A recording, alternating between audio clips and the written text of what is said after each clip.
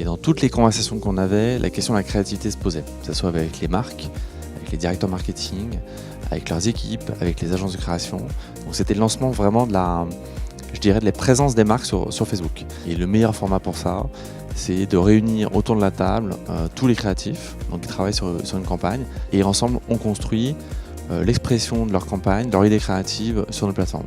Donc ça va vraiment, on va dire, du planning strat. Donc on a un ensemble d'insights qu'on a grâce à nos plateformes, c'est sur Facebook, Instagram. La co-création, donc la campagne en tant que telle, comment on va l'exprimer sur notre plateforme. Et puis évidemment la partie production. Récemment, on a travaillé pour une marque et avec l'agence pour déjà définir quel était le meilleur bénéfice qu'on allait mettre en avant pour cette marque. Et on a créé une dizaine de bénéfices. On les a maquettés. Et plutôt que d'en discuter pendant des semaines, on les a mis sur Facebook. On les a ciblés à très peu de gens. Et on a un résultat en moins de 2 semaines. Ça nous a permis de choisir les meilleurs bénéfices et ensuite en travailler avec l'agence créative pour crafter, réaliser cette campagne et la mettre en ligne.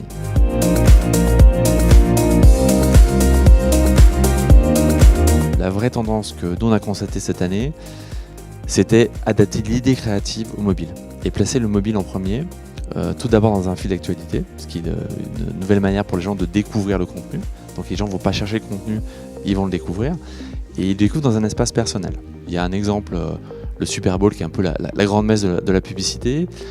Bud Light a lancé une campagne donc dédiée au Super Bowl et qui a été d'abord pensée pour le mobile. Et c'était vraiment intéressant de se dire, alors que le Super Bowl c'est quand même la grande messe de la télévision, ils ont d'abord fait pour le mobile et ensuite diffusé pour le Super Bowl. Deuxième tendance, c'est la relation one-to-one. L'année dernière, on a développé notamment Messenger pour les marques, et de plus en plus de marques l'utilisent comme pour créer des expériences. Encore une fois, en relation très individuelle, très, très personnelle. Lego a par exemple créé un bot qui permet de trouver des idées cadeaux.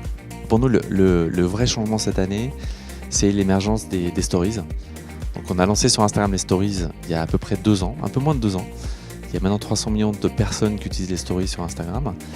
Et ça a dépassé Instagram. C'est-à-dire que maintenant, c'est aussi sur Facebook, il y a 150 millions d'utilisateurs, et aussi sur WhatsApp, 450 millions de personnes qui, tous les jours, updatent leur statut WhatsApp.